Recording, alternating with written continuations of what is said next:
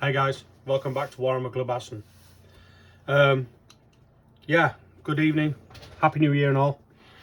Obviously a few of you saw the video yesterday that was taken by my mate Matane from the first race from the, what was it, Simply Fun Racing, where I competed with the Mugen Fronty. It went a lot better than I expected.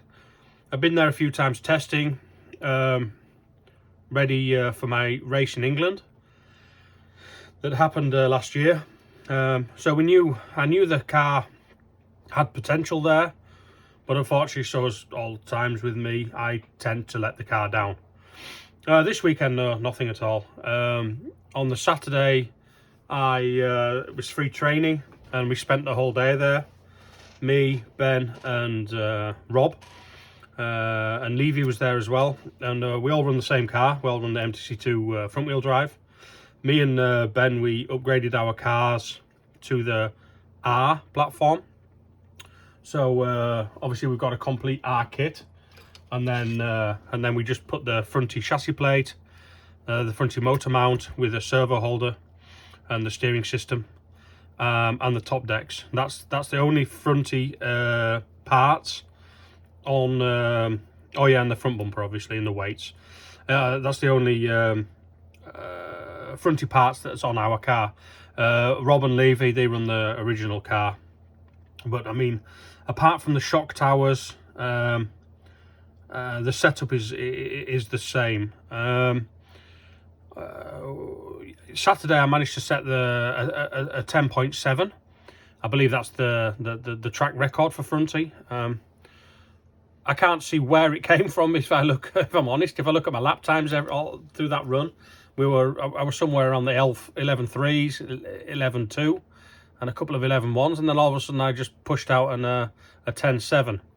I didn't manage to get anywhere near that on race day, and I haven't hit it again. I don't remember rolling over a barrier, shortcutting a track or whatever. And in Fianna, if you cut over the dots, you lose an immense amount of time because they are quite harsh, as it should be. So I can't see where I lost the time. But anyway, yeah, this is just a little bit of the day after video. Want to have a quick chat, share my setup, explain why I did a couple of things, and what it did on the car. I'm a bit rambly tonight. I'm quite tired. It was a busy weekend, but I'll do my best. So anyway, yeah, here we go. This is my car. This is how I took it off the track. I've obviously blown it off at work with the air pistol and get ready to rebuild it this evening or tomorrow. But we came on Sunday morning, and we had an hour and a half of free practice, so I thought I'd just do a battery and make sure the car was good. We weren't allowed to run in the tyres till timed practice, and I knew my car was not very good on new tyres, because what I do is indoors on the Fronty, we're only allowed to cut the middle line out of the tyres. We're not allowed to sand it off, because obviously some people they sand the whole surface of the tyre and the sidewall just to change the compound. So most of the rules now are you're not allowed to tyre sand, so you have to cut them. So you trim them off, and then what I do then is I normally run one battery with them at the front, and then swap them front to rear. And normally in Fianna we don't need to glue the sidewalls, but because it's a temporary track and it gets cleaned up every day, but this weekend it was down all weekend. So Saturday was a lot of running, and Sunday obviously. So because the grip was getting high, we glued the sidewalls just to take the edge off, because if you hit the curbs, it was literally just boom and you were rolling. So what we decided to do was glue the sidewalls, and that would take the aggressiveness away from the car. Okay, setup sheet. Obviously, I will share this on Facebook, on my Facebook page, if you can see it. I'm in most of the Mugen groups anyway. I don't know if this is in in focus, but yeah, all of the shims are fairly self-explanatory. We go for 5mm ride height. Actually, that was a 5.3 because there was quite a lot of bumps this weekend, and the rear is 6. That's correct. It's not wrong. The difference between the ride height differences, it seems to put more weight on the front, so it gives a little bit more steering. It's nice. It works. The droop screws out. I have my droop screws turned all of the way out. Can you see that there? I don't know if you see. Yeah, you can see that. See the suspension arms to come all the way to the length of the shock. It's very important to make sure then that the length of the shock is exactly the same. Mine isn't, so this screw is all the way out, and this one is actually touching the chassis plate. But when they measure them, they're exactly the same height. I have no idea what the height is. I don't measure it properly. I have a droop gauge that goes under the wheel axle, and I think it was like 28.3 or something, 23.8 both sides. So that was that. Now, obviously they have to be the same height to keep the car equal. But what happens is what I saw was when the car was going over the bumps, and it was loaded in a corner, there was a few bumps in corners. What would happen was if you had droop, then the wheel would be lifting, and then you would hit a bump and it would unstable the car. The car would be really unstable in the corner, and it would give a little bit of a snap. So if I turn the droop screws all the way out, the wheel could come all the way down to the floor, and stay on the carpet even over the bumps. You know, it would just rattle. That was that.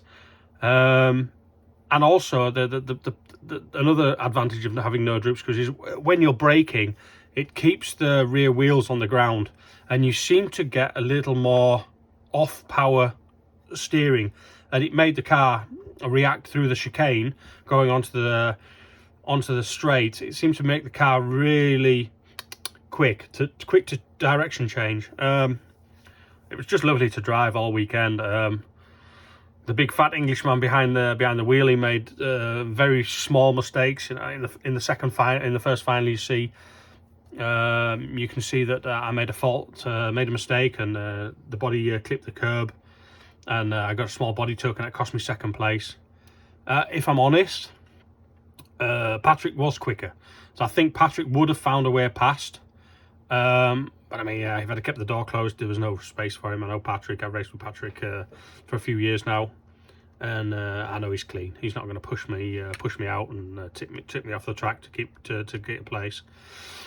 Yeah, that's that. Also, another thing with the setup, I have here under the bumper for the fronty. Normally, there's I think it's 85 gram weight. Is it 85 grams? Yeah, 85 gram weight. This is 3D printed by a friend of mine. We tried the touring car bumper, and it worked really well with no weight in here. And so then what we do is we put the weight under the diff, the 40 gram weight under the diff. And then on both sides here, I've got a 10 gram tungsten weight and a 10 gram Mugen weight. So I've got 20 grams in underneath the diff. That really makes the car really aggressive. I've had the weight in the front bumper on carpet most of last year to settle the car down, but it makes it quite lazy because there's a lot of weight hanging over the front. So yeah, we Max Weathers, he came up with most of this setup for ETS, and I put it on the car and changed a few things for the track because of the bumps, like the no droop and things like that. And everything I tried and changed, it worked really well. So this is the car that I'll run at the next club race there. I was hoping to be in Down for the ETS, but unfortunately the family commitments have put pay to that, so I won't be going.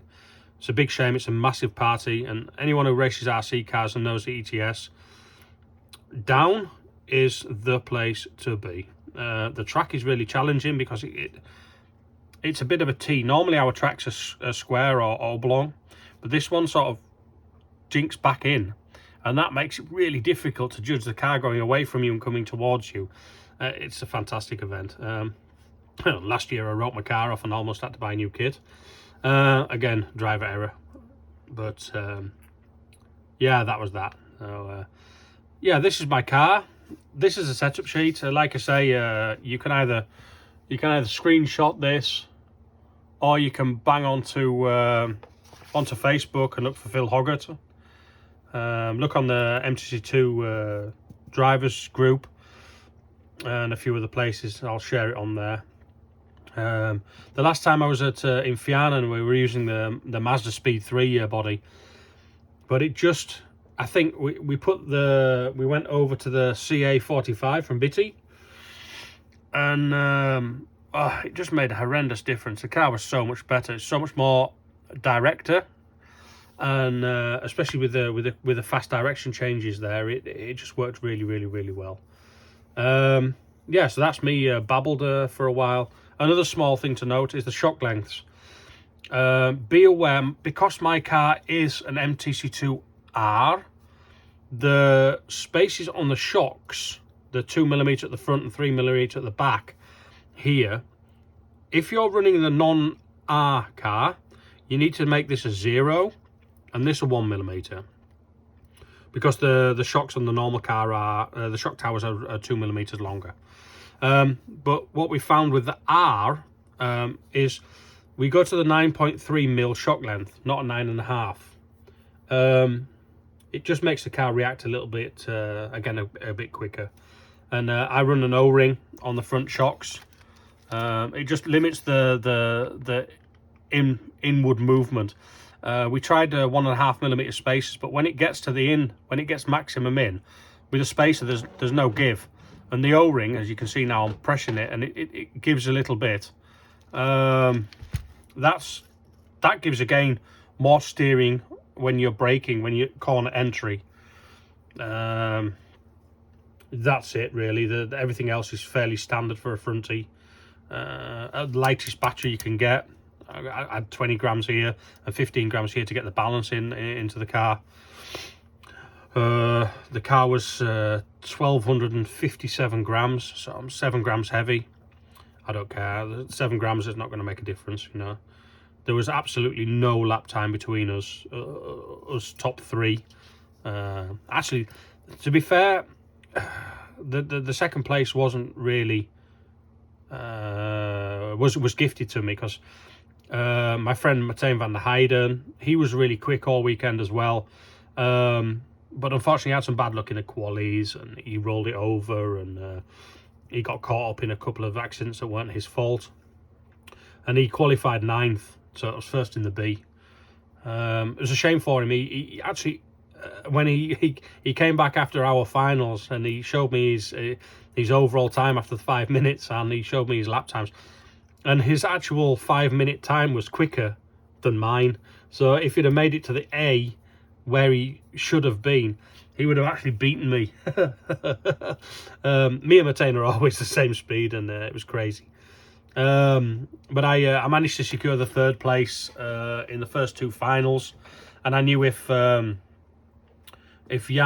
Kranen didn't get past, he was 4th in the first A final, or Ephraim, he was 4th in the second A. I knew if they didn't get past me, they couldn't beat me on points. And at one stage, my teammate, my mate Ben, was behind me, and I'd seen some of the sheets that if he was 3rd, then he would get enough points to become 4th overall. So I moved over and let him go past. So the 3rd final, I actually finished 4th, with Jan behind me. That then made Mugen 3rd and 4th. We had an automatics 1st with Robert, and then an X-ray 2nd with Patrick, and then me 3rd and Ben 3rd. So the team did really well. Unfortunately, Rob was with us. Levy didn't come on Sunday. He was sick and didn't feel very well on Sunday morning, and slept very well. So Levy didn't take part in the race. Yeah, and Rob wasn't feeling himself, and he didn't get the run he needed in the quali, and ended up middle in the B, and there was some crashes and stuff that weren't really his fault, you know, and he didn't feel very well, so he left after the first, I think it was the first or the second second B. He wasn't feeling very well. So yeah, that's me done for babbering tonight. I'm going to tear the car apart, and I know some things. I put the car on the track Sunday morning, and I did a quick run, did one quick battery with the used tyres, and I picked the car off the track, and I was sat looking, and Ben picked the car up, and he just picked it up and he went. I don't know if you can hear that. Ah, Phil, you've got air in your shock. This is normal. Oh, this one here. This one's got a little bit in, but that's okay after the weekend. But this one, he was like, "Oh no, your shock's full of air." I was like, "I'm not going to fucking rebuild them now, because I'll rebuild them and I'll ruin the car." So all day Sunday, I raced the car with a shock full of air. So yeah, it just goes to show, you know, we make these setup sheets, and we modify the car, and we tune them, and we make them as quick as we possibly can to get the last thousandth of a second out. And this fat Englishman, he runs it around with a with a shock full of air because he didn't want to alter it. Yeah, but that was that. I mean, I spoke to Max after the race. I was apping Max, and I said my shock was full of air. Oh, I said, I don't change my car either when it's like that. If it's so good, leave it alone. So I'm not the only one. Anyway, yeah, thanks for listening. I hope you enjoyed the video. If you've got any questions, stick it in the comments. If you like my content, subscribe. Click the like button for this one. And I'm going to get on with fixing the car. Yeah, cheers for now. Have a nice evening. Bye-bye.